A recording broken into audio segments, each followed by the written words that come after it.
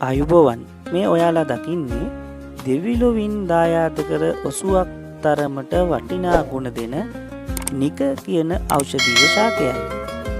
වාත රෝග, ඉදිවුම්, ආමවාත හෙවත් ආතරයිටිස්, සෝතය, නාගවිස, දද, කුෂ්ඨ, ඇස් රෝග, කර්ණ රෝග ආදී රෝග රැසකට දේශීය හෙළ වෙදකමේදී මේ නික ශාකය යොදා ගැනෙනවා. සන්ධි වේදනාවන් වලට නික මුලෙහි පොතු කලන් 12ක් ගෙන පත 8 එකට සිඳවා උදේ සවස පත පාගයේ බැගින් බීම මගින් සන්ධි වේදනා සුවවන බව දේශීය වෙදකමේ සඳහන් වෙනවා. ආතරයිටිස් හෙවත් ආමවාත නිසා ඇතිවන ඉදුමුම් වලදී නික කොළ කොටා පොට්ටනි බැඳ මහානාරායන තෛලය ගා තැවීම මගින් එම සන්ධි සෝත සුවවන බව දේශීය හෙළ වෙදකමේ සඳහන් වෙනවා. ඒ වගේම තමයි නික කොළ කොටා මලවා මද රස්නිය පිට බැඳීම මගින් ආතරයිටිස් ඉදිමුම සුවවන බව දේශීය වෙදකමේ සඳහන් වෙනවා. මෙම කොළ තම්බා සේදීම මගින් දද කුෂ්ඨ සුවවන අතර මෙම කොළ යුෂ ආලේප කිරීම මගින්ද සමෙහි ඇතිවන දද කුෂ්ඨ සහ කළු පැල්ලම් ඉවත් වන බව දේශීය හෙළ වෙදකමේ සඳහන් වෙනවා. නික කොළ තැඹූ වතුරින් සේදීම මගින් අක්සි රෝග සුවවන බවද හෙළ වෙද පොත්පත්වල සඳහන් වෙනවා. නික කොළ යුෂ යොදා සිඳගත් තෛලය කනට වක් කිරීමෙන් සියලු කර්ණ රෝග සුවවන බව හෙළ වෙදකමේ සඳහන් වෙනවා.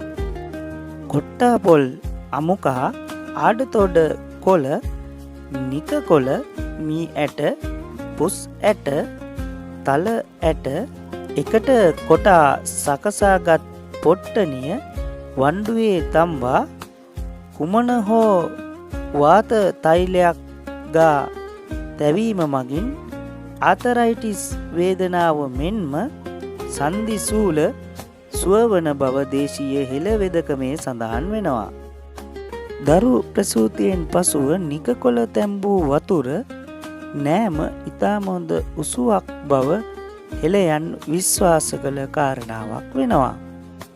අවු, කොහොඹ, කරපිංචා නැටි, ආඩතෝඩ, සුදුලූණු, නික මුල්, ඉඟුරු කසාය කර බීමෙන් අධික වේදනා සහිත උණ සුවපත් වන බව හෙළ වෙදකමේ සඳහන් වෙනවා.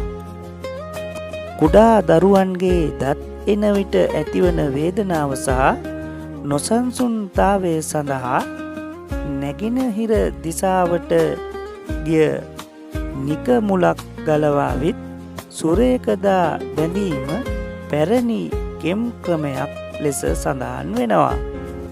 හෙළ වෙදකමේදී සන්ධි තෙල් සහ හිස ගල්වන තෙල් සිඳීම සඳහා බහුලව නික කොළ සහ නික ශාකයේ විවිධ කොටස් භාවිතයට ගෙනෙනවා. ලංකාවේ ප්‍රධාන වශයෙන් නික වර්ග දෙකක් දකින්නට ලැබෙන අතර සුදු නික සහ නිල් නික ලෙස සඳහන් වෙනවා. නිල් නික ලෙස සඳහන් වෙන්නේ දම් පැහැති මල සහිත නික වර්ගයේම බව දේශීය වෙද පොත්පත්වල සඳහන් වෙනවා. නික කොළ පොතු සහ නික ශාකයේ මුල්වල පොතු එකට කොටා තම්බා තැවීම මගින් තුනටියේ වේදනාව සුවපත් වෙනවා. නාග විසට ප්‍රතිකාර කිරීමේදීද නික මුල් දේශීය හෙළ වෙදකමේ සුලභව භාවිතයට ගැනෙනවා. නික කොළ, කීකිරිඳිය, නෙල්ලි, එලකිරි යොදා ගැනීමෙන් සිඳගන්නා තෙල් හිස ගැල්වීම මගින් අකලට හිස පැසීම, අකලට හිස කෙස් ගැලවී යාම නවතා කෙස් කලඹ පෝෂණය කරන බව දේශීය හෙළ වෙදකමේ සඳහන් වෙනවා.